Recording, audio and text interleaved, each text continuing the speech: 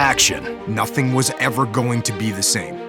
Danger. If I slip up or if I turn my eye for just 1 second, someone could get the drop on me. Adventure. The Amazon River, they have a version of everything in North America except bigger and scarier. You're listening to Sea Story.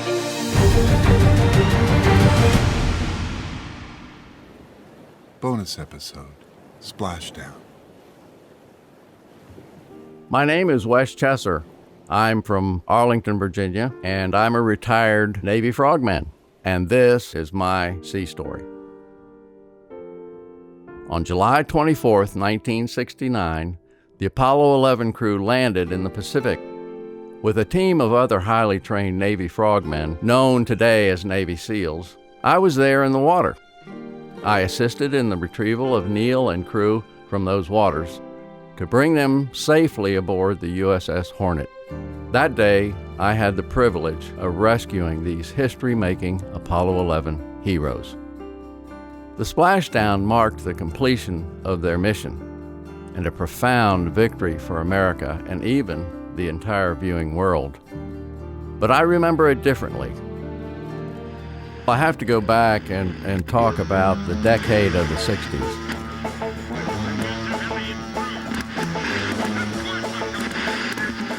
John Kennedy expressed the desire to put a man on the moon by the end of the decade.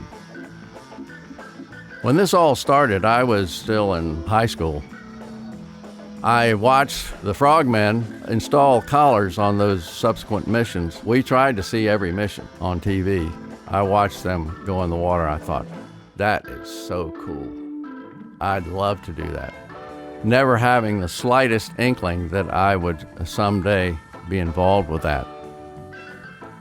My father, who was retired Navy, encouraged me to go to officer candidate school to get a commission. From college, I went to officer candidate school, received my commission. My father actually swore me into the Navy. When I went to underwater demolition team training, all I wanted to do was something different, something that was challenging. We did several deployments to Vietnam, and after one deployment, my operations officer came to me, said, "We've been assigned the Apollo recovery for Apollo 6. He said, "Do you want to do it?" I said, "I guess so." That was an unmanned shot. Of course, NASA was working out the kinks in the program and preparing for the eventual moon landing. Following that, I went back to Vietnam and then returned. At that time, Apollo 10 was being launched. Apollo 10 was the precursor to 11, and they were the dry run for the moon landing.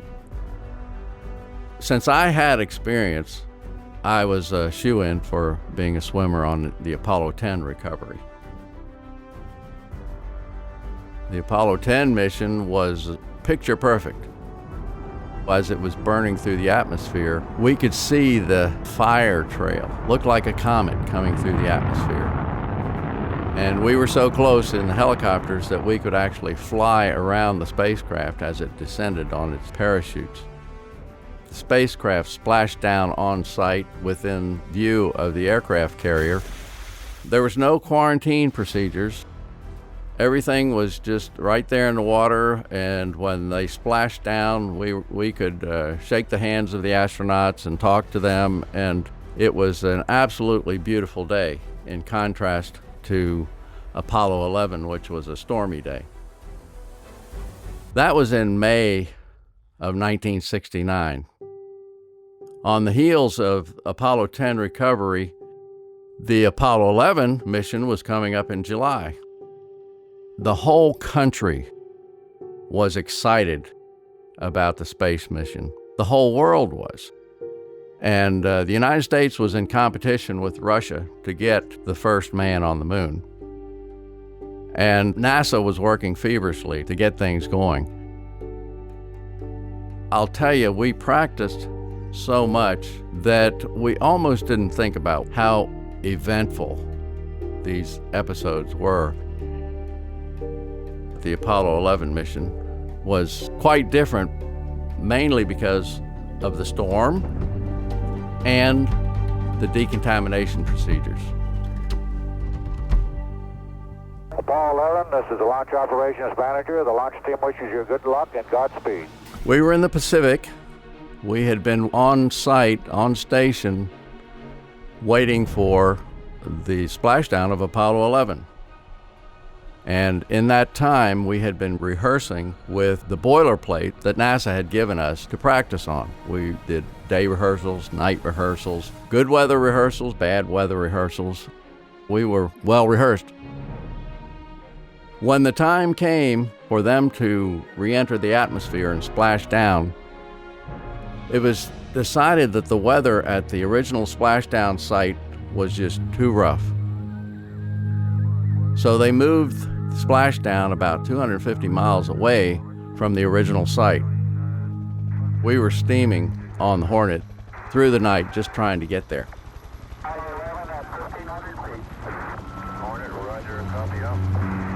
The swim teams were on the helicopters racing toward the splashdown site. Apollo 11 Houston, in the blind, Air Boss has a visual contact.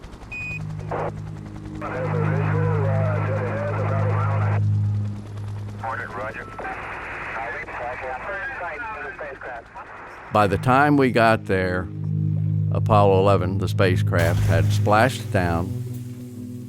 The heat on the heat shield of that spacecraft was intense, and we had to be careful about how we came in contact with that.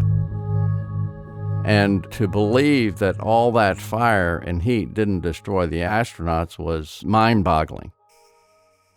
There were some sharp edges where wires from the spacecraft were burned coming through the atmosphere, so we had to be careful of those. The spacecraft splashed down and had turned into stable 2 condition, which is upside down. This is swim 1, the command module is stable 2, over. Hornet, roger. That had to be righted with special inflation bladders on the spacecraft. Once the spacecraft was righted, then we went in the water. First swimmer jumped in and put on the sea anchor, which slows the progress of the spacecraft in the water due to wind. Once that's attached, 2 of us jumped in the water from the helicopter and attached a collar to stabilize the spacecraft and gave us something to stand on as we were working. And then 2 special rafts were attached to the collar. Now, this was quite a process. In previous Apollo missions, there was no concern about moon bugs that they could bring back. That became an issue, and they decided that the astronauts had to be decontaminated upon return. So that required a decontamination swimmer, and he was trained in all the procedures for decontamination. The astronauts put on their special suits, they were decontaminated, and then the hatch to the spacecraft was closed. The astronauts were raised one at a time into the helicopter, and when all 3 had been raised, they went to the Hornet. During that day, President Nixon was arriving to greet the astronauts. The whole ceremony was probably about an hour and a half. The swimmers, we were still with the spacecraft, and we were chopped liver. We were waiting until all the festivities and celebrations were over so that the aircraft carrier could come and retrieve the spacecraft. Of course, the aircraft carrier came, lifted the spacecraft, and then we boarded the Hornet ourselves. Most people don't become famous. People tell me I'm famous, but I'm not. I'm not at all. I look at my father, who was a World War II veteran, and he was one of those silently famous men, somebody who I looked up to tremendously. When I look at my life and look at the experiences of my life, all the varied experiences, I'm somewhat overwhelmed. And I say, how did I get there? How did I do that? There was no inkling that I would be involved in the space program. Looking back, I was really naive, I guess.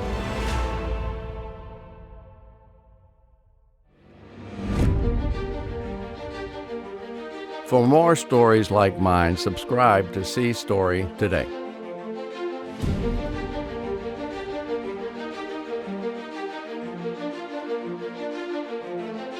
Sea Story is brought to you by America's Navy.